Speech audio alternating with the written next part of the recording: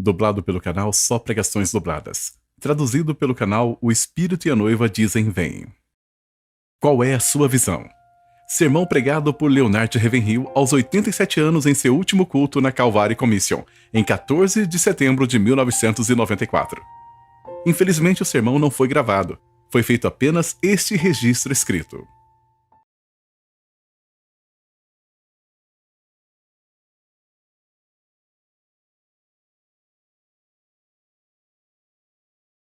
Não dando nós escândalo em coisa alguma, para que o nosso ministério não seja censurado. Antes, como ministros de Deus, tornando-nos recomendáveis em tudo, na muita paciência, nas aflições, nas necessidades, nas angústias, nos açoites, nas prisões, nos tumultos, nos trabalhos, nas vigílias, nos jejuns. Na pureza, na ciência, na longanimidade, na benignidade, no Espírito Santo, no amor não fingido. Na palavra da verdade, no poder de Deus, pelas armas da justiça, à direita e à esquerda. Por honra e por desonra, por infâmia e por boa fama, como enganadores e sendo verdadeiros. Esta palavra pode não parecer muito relevante para nós, mas eu não deixo um dia passar sem orar por meu irmão oprimido na Bósnia. Quantos jovens morreram lá nos últimos 2 ou 3 anos? Morte de mártires. Como é fácil Se sentar, se bater palmas, tocar os pés e cantar. Minha esperança está firmada em nada menos do que no sangue e a justiça de Jesus. Mas e quando você chega à terceira estrofe? Quando toda a minha alma cede. Quando toda a sua vida, sua esposa é estuprada diante de seus olhos. Você não tem vida, não tem igreja, tudo se vai, você é arrastado pela cidade. Isso é o que está acontecendo lá agora, mesmo enquanto estamos aqui. Eu não acho que valorizamos nossos privilégios como deveríamos. Paulo fala sobre remir o tempo, aproveitar as oportunidades, das coisas que desperdiçamos. Certamente perdemos muito tempo. A palavra que esteve muito em minha mente nessas 2 ou 3 últimas semanas está em Efésios 2:7, nos séculos vindouros. Quantas vezes pregamos sobre isso? Acho que há um perigo em algo que eu chamo de o perigo do imediato. Estamos vivendo no tempo do imediato. Vivemos nisso tanto quanto os outros homens. Não devemos. Devemos viver como homens marcados para a eternidade, nos séculos vindouros. Olhe para Elias. Elias foi ordenado a se esconder na caverna. Ele ficou lá por 3 anos. A maioria de nós não pode ficar 3 horas sem ligar um rádio ou a TV. Tente 3 dias, tente 3 semanas, se desligando de tudo externo, de tudo mundano que foi rotulado e envenenado pelos sistemas mundanos. Precisamos refletir e consertar as coisas. Hebreus 11 me diz que Moisés suportou ver aquele que é invisível. Paulo nos diz que as coisas que são vistas são temporais e as que não são vistas são eternas. Precisamos ter cuidado em viver no visível o tempo todo. Valores visíveis, a durabilidade das coisas que são apenas por um tempo. Pense em Moisés, quando ele esteve atrás do deserto, não por 4 dias, nem por 40 dias, mas por 40 anos, 1/3 da sua vida. Havia um preço por sua cabeça depois de ter sido expulso da maior família real do mundo. Ele já não tinha 7 refeições diárias. Ele morava no lado de trás do deserto. Você acha que ele pensou algum dia que estaria no Monte da Transfiguração com Jesus e Elias? Ele conseguiu ver aquele que é o Cristo invisível. E o que ele fez? Ele considerou o opróbrio de Cristo, não o reino de Cristo, o opróbrio de Cristo, maiores riquezas do que os tesouros do Egito. Será que ele o viu vindo nas nuvens? Será que ele viu pela fé que iria estar no Monte da Transfiguração? Será que ele foi mais longe até o fim dos tempos, quando uma multidão que ninguém pode contar de cada tribo, raça e língua cantará a canção de Moisés e do Cordeiro? Vivemos muito neste mundo. Nós somos terrenos.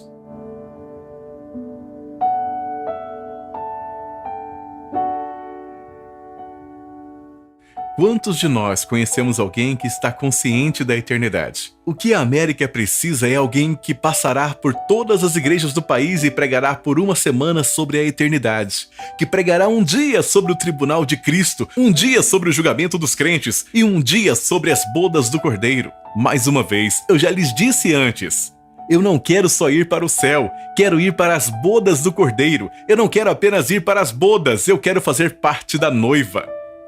As últimas palavras de Jesus não foram ide por todo mundo e pregai o evangelho. Isso foi para os 11 discípulos. As últimas palavras de Jesus estão em Apocalipse. Arrepende-te, arrepende-te, arrepende-te. Para o que Jesus está vindo? Uma noiva. A palavra de Deus diz que ele está vindo para uma noiva sem mancha, sem ruga ou qualquer coisa semelhante. Você acha que a igreja está assim hoje? O que Jesus diz sobre a igreja? Que ela está pobre, miserável, nua, cega e deplorável. Um tempo atrás eu fui a um casamento da filha de um milionário. Quando a noiva desceu o corredor, foi como se uma voz me dissesse: olhe. Eu olhei para ela, ela estava muito bem vestida, muito educada, muito brilhante. Enquanto eu olhava para ela descendo o corredor, eu pensei: Jesus está vindo para uma noiva que é pobre e miserável. Se eu fosse um artista, eu iria pintar a noiva em uma muleta, uma perna quase seca, vestindo trapos, o resto das roupas desalinhado como uma mulher nas ruas. Pobre, miserável, nua, cega e deplorável. Então algo tem que acontecer à igreja antes que o Senhor Jesus volte. Uma coisa já devia estar decidida em nossos corações, e é viver com crueldade para com nossas vidas e humilhação de nossas vidas neste presente mundo mau. E quanto a Elias, ele entra em uma caverna por 3 anos. 3 anos é um tempo bem longo, não é? Pois ele fez isso. Diz em 1 Reis 17, esconde-te. Diz em 1 Reis 18, vai mostrar-te. Em 1 minuto ele se encontrou diante de um rei. Logo depois ele ousa ficar diante dos israelitas. Um homem que tem intimidade com Deus nunca é intimidado pelo homem. O medo do homem vai embora completamente. Eu certamente acredito com todo o meu coração que não somos conscientes da eternidade. Vivemos para o cotidiano, devemos viver com os valores da eternidade em vista. Essas pessoas estavam animadas, e nós? Trabalhamos para Cristo, trabalhamos com Cristo e um dia vamos vê-lo. Como um escritor de hinos disse, face a face com Cristo, meu Salvador, face a face o que será, quando com o arrebatamento eu o contemplar. Quem ficaria encantado agora de ir e ficar diante do Rei? Você terá que responder por todas as suas pregações. Muitas vezes pegamos um texto e o afogamos em palavras. Eu acordei esta madrugada por volta das 3 pensando nisso. Preguei por mais de 70 anos. Pegue 120 palavras, multiplique por 60 minutos, depois por 1 ano, depois por 70 anos, e eu terei que prestar contas a Deus por todas essas palavras. Quanto mais eu leio a palavra de Deus, mais ela penetra meu coração. Isso me faz parar e pensar e meditar. Eu medito agora mais na eternidade do que jamais meditei em toda a minha vida. Nosso povo não está consciente da eternidade. Você acha que uma pessoa que está pronta para a eternidade perderia uma reunião de oração? Eu não conheço qualquer outro lugar na terra onde há mais liberdade do que em uma reunião de oração, onde Deus unge aqueles que oram e você, por assim dizer, quase esfrega os ombros em Deus. Digo mais uma vez, quando Acabe estava suspirando pelo pescoço de Elias e Jezabel estava cavando um buraco para os seus pés, você acha que ele pensou por um momento que ele estaria no Monte da Transfiguração com Moisés e Jesus? Aparentemente, Moisés podia ver através do espaço no tempo. Ele podia ver e ele suportou. Ele escolheu sofrer.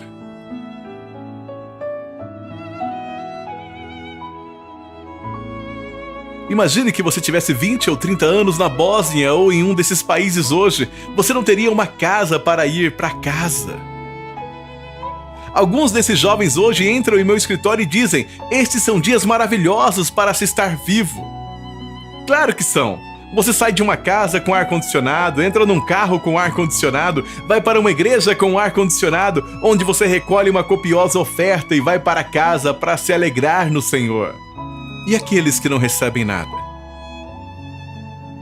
Paulo chega naquele lugar onde ele diz: não tenho nada, mas possuo todas as coisas.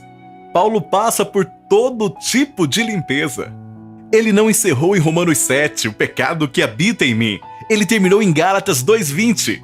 Não vivo eu, mas Cristo vive em mim. Ele não encerrou em Romanos 7, o pecado que habita em mim. Ele terminou em Gálatas 2:20. Não vivo eu, mas Cristo vive em mim. Este é o melhor da vida cristã. Não me importa quantas línguas falamos ou quantos milagres realizamos. Novamente, a palavra de Deus diz: Cristo vive em mim. A vida que agora vivo neste corpo mortal é controlada por Cristo. As pessoas dizem que no Antigo Testamento Cristo estava com eles, mas não neles. Mas Pedro não diz isso. Cristo estava neles. Você acha que um homem poderia orar e dizer em nome da nação podre em que ele morava: Senhor, mata-me? Novamente ele também diz: tire a minha vida, eu não me importo de viver. Eu quero ser possuído por Deus. Eu quero ser possuído por Deus. Claro, alguns dizem que isso é fanatismo. As pessoas ficam cansadas de ouvir sobre todos os problemas da Bósnia, mas elas não podem esperar para ouvir o que está acontecendo com a greve do beisebol. E eu estou falando sobre homens no ministério, me refiro a pregadores. Eles saem correndo da igreja para casa domingo de manhã e vão assistir beisebol ou futebol. Então eles estão tentando servir a dois senhores. Ninguém pode fazer isso. Você só pode servir a um Senhor. Quanto mais eu leio essa palavra, mais percebo que Cristo não veio apenas me levar à cruz, como Paulo diz em Romanos 6. Você pode ser crucificado com ele. Mas acho que a coisa mais incrível que Jesus disse é: o príncipe deste mundo vem e ele nada tem em mim. Ele desperdiça seu tempo tentando Jesus.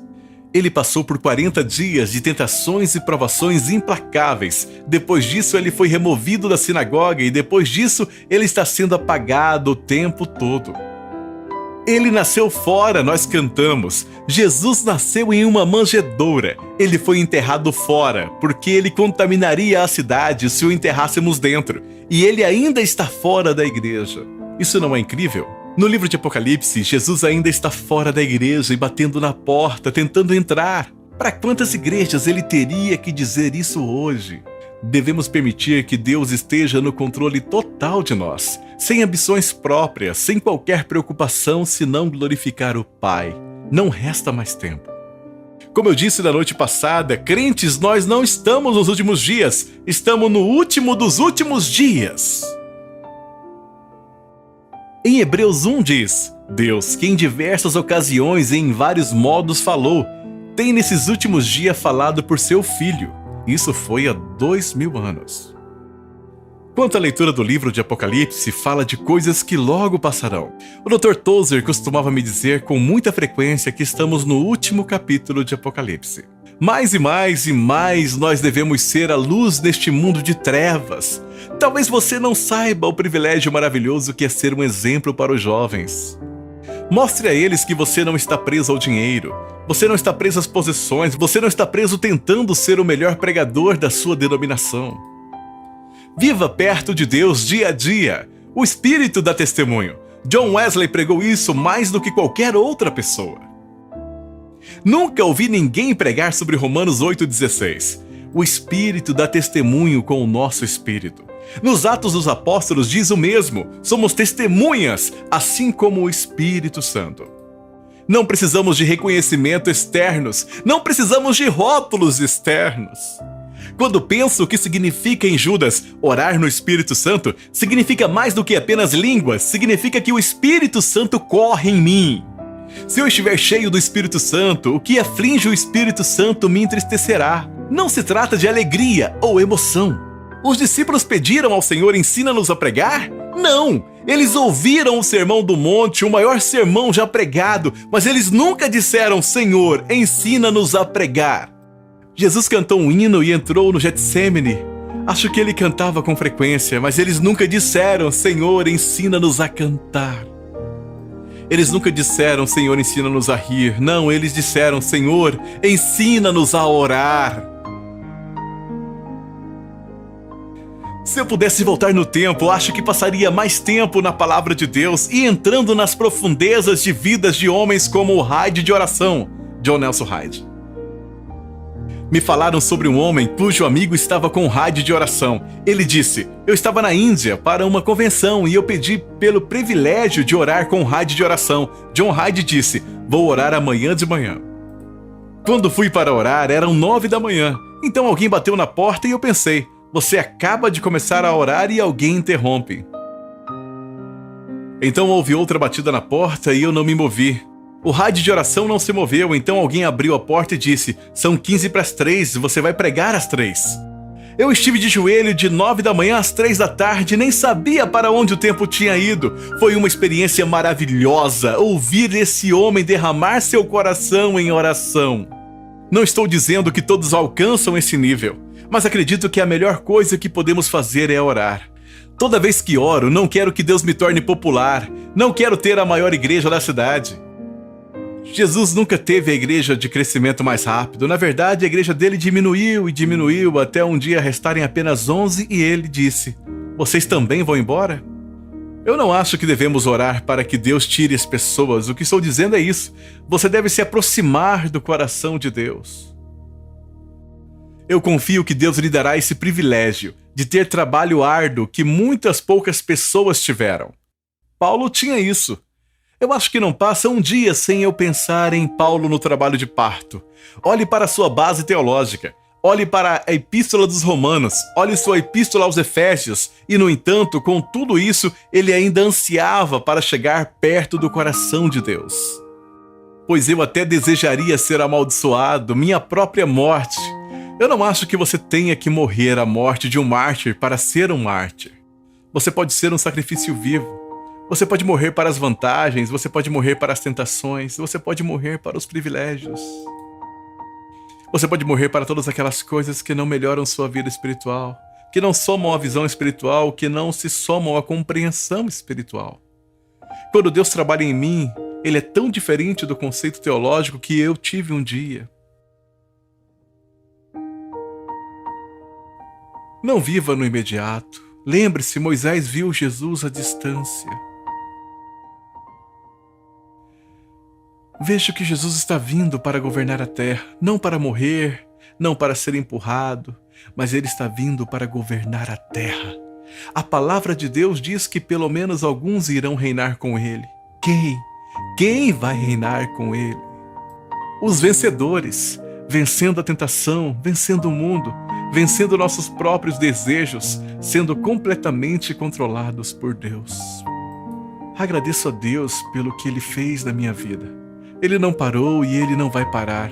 A palavra de Deus diz: todos compareceremos diante do tribunal de Cristo, e o juiz de toda a terra não fará o certo. Isso vai ser horrível, mas se eu não acreditasse, acho que eu ficaria louco. Quem vai dar conta de todo o massacre sangrento na Ruanda hoje? Todas as guerras da terra, todos os generais, os reis da Inglaterra, os presidentes dos Estados Unidos estarão diante de Deus. Quando Ele irá tirar todas as máscaras e descobrir tudo, todo mundo, todos os pregadores estarão diante de Deus. Este é o dia da avaliação final. Eu quero viver com os valores da eternidade em vista. Se nós julgarmos à luz da palavra de Deus, não precisamos temer o julgamento. Se caminharmos na luz como Ele está na luz, é tudo o que Ele nos pede para caminhar na luz. E isso é o que eu desejo. Que vocês tenham mais visão do que eu já tive, mais poder do que eu já tive, mais compreensão do que eu já tive. Deus nos ajude, esse é o período mais difícil da história humana. Nunca houve tantas nações de cabeça para baixo. O mundo está como um navio apanhado em uma tempestade, não tem âncora, não tem bússola, não tem gráfico. Eu acredito, irmãos, que vocês viverão para ver muitos de Washington implorando a Igreja de Jesus Cristo para trazer libertação. Eles ignorarão isso, rirão disso, eles desprezarão isso, mas eles chegarão a um lugar que ficarão tão desamparados politicamente, tão indefesos financeiramente, tão desamparados moralmente que terão que invocar a Deus. Ele é a única resposta certa. Uma coisa que me impressiona quando estudo a vida de Noé é que não há menção à sua vida de oração. Mas quando eu venho a Ezequiel 14, os 3 homens mais justos que já viveram, Noé é um deles, Jó é outro e Daniel. Que orações impressionantes eles ofereceram, mas chegará um momento em que Deus não vai te ouvir mais. Um colega me disse: acabei de terminar os 3 anos do seminário. Eu perguntei a ele: alguém pregou um sermão sobre a eternidade? Não. Você ouviu algum sermão sobre o tribunal de Cristo? Não. Alguém pregou um sermão sobre a noiva de Cristo? Não. O homem explodiu em lágrimas. Eu disse: em nome de Deus, por que você vai ao seminário? Para aprender a enterrar os mortos?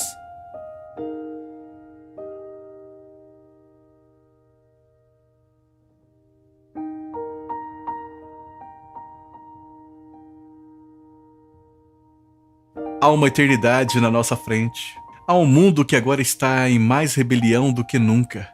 Como nos dias de Noé, eles se rebelaram contra Deus. Durante 100 anos, Noé nunca pregava uma nova mensagem. Ele pregava o arrependimento, ele pregava a justiça. Alexander White costumava dizer: você pode pregar sobre cura divina, você pode pregar sobre profecia, pode pregar qualquer coisa, mas não pode pregar a justiça. As pessoas não vão permitir. Ainda espero que Deus derrame seu espírito em toda a carne. Que Ele derrame seu espírito, não a nossa coisa artificial. Nós rimos e assistimos a TV a noite toda. Quando o fardo do Espírito Santo se apodera de você, você experimenta o que acontece no avivamento. Penso que a pregação do avivamento é uma cirurgia cardíaca aberta. A outra pregação não é a semelhança da mensagem. Estou tentando dizer que é tão ruim quanto é. Estamos vivendo na hora mais crítica da história humana, mas Deus não desistiu. Ele ainda não está disposto a deixar qualquer pessoa perecer. Ele ainda ama homens e mulheres. Eu quero estar naquele lugar onde eu posso suportar as dores do parto. Durante anos eu encerrei todas as noites de oração do mesmo modo. Eu dizia: ó Senhor, não me diga naquele grande dia. Ravenhill, eu tinha muitas coisas para te dizer, mas você não poderia suportá-las. Você não conta os segredos de sua família aos seus filhos pequenos. Você quer falar com alguém que entenda. Eu acredito que Deus quer nos dar ouvidos para ouvir. Eu acredito que Ele quer nos dar novo entendimento. Eu acredito que Ele quer nos dar nova revelação.